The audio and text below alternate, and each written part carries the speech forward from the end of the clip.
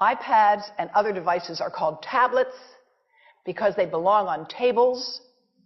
They are tested 20 centimeters away from that big guy that I showed you before.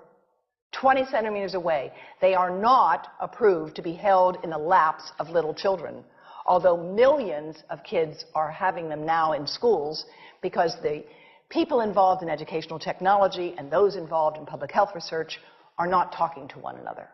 Because if they were, they would understand that you're giving children a two-way microwave radiating device, and if you must give them such a device for learning purposes, put it on airplane mode so that it's not sending and receiving signals as it does otherwise.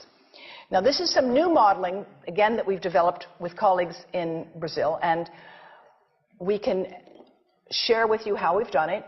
We first start out with the MRI and create the model with 1 millimeter voxels, and this is quite a bit of work goes into creating this, and here is what it looks like after a period of 6 minutes.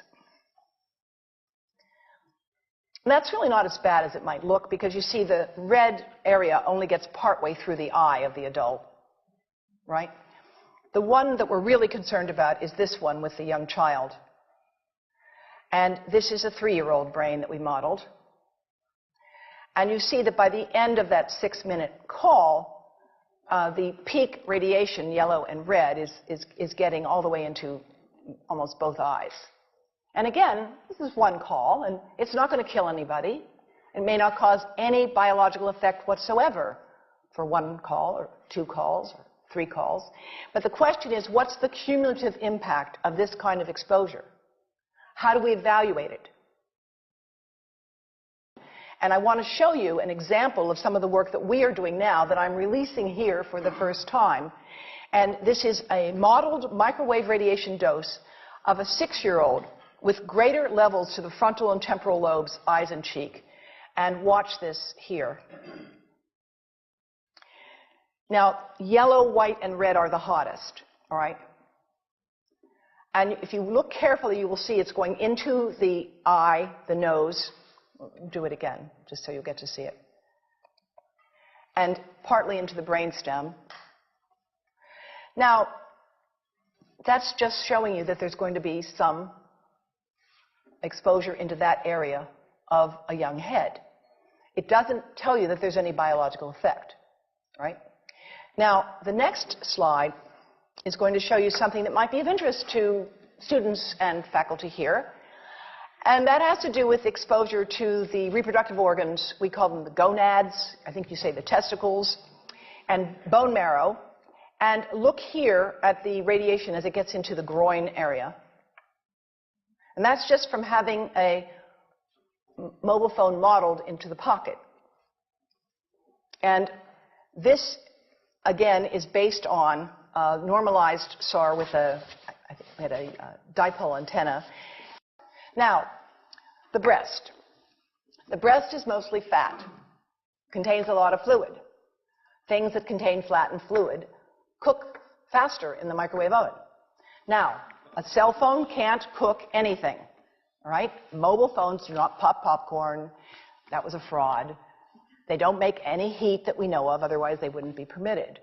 But they do go through things that contain fat and fluid, and we are now working at Environmental Health Trust with scientists at the University of California, San Francisco, scientists formerly the president of the American Cancer Society of California, because we are seeing women who keep cell phones in their bras. Has anyone seen a woman put a cell phone in her bra?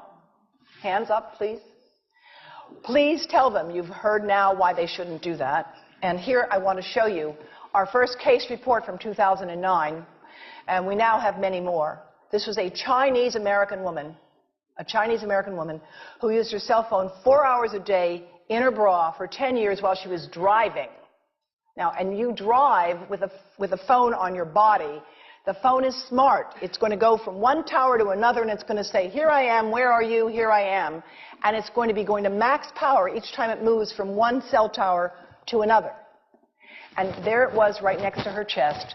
And the tumors that developed right under the antenna of the phone. unusual tumors. But in the meantime, people have a right to know how you can minimize exposure. And again, I think this information is available on our website, will be available on yours. Remember, if you have to give a phone to a child, put it on airplane mode. And think about this. That microwave oven, it works because there's a metal box around the microwave signal, and the signal pings all over the place. Next time you get into an elevator or a train for any length of time, put your phone on airplane mode. Otherwise, that signal is going all over the place, magnifying and coming back. Keep the mobile phone away from you when it's on and you are asleep. Now, it takes a village to do a lot of things. These are some of the people whose materials I've used today with their permission, and I can't read this list to you, but I want you to know that I feel really honored to be working with some of the most talented people in the world on this issue. And they have given me permission to share these materials with you. And I leave you with this thought from Albert Einstein. The world is not dangerous because of those who do harm, but because of those who look at it without doing anything. So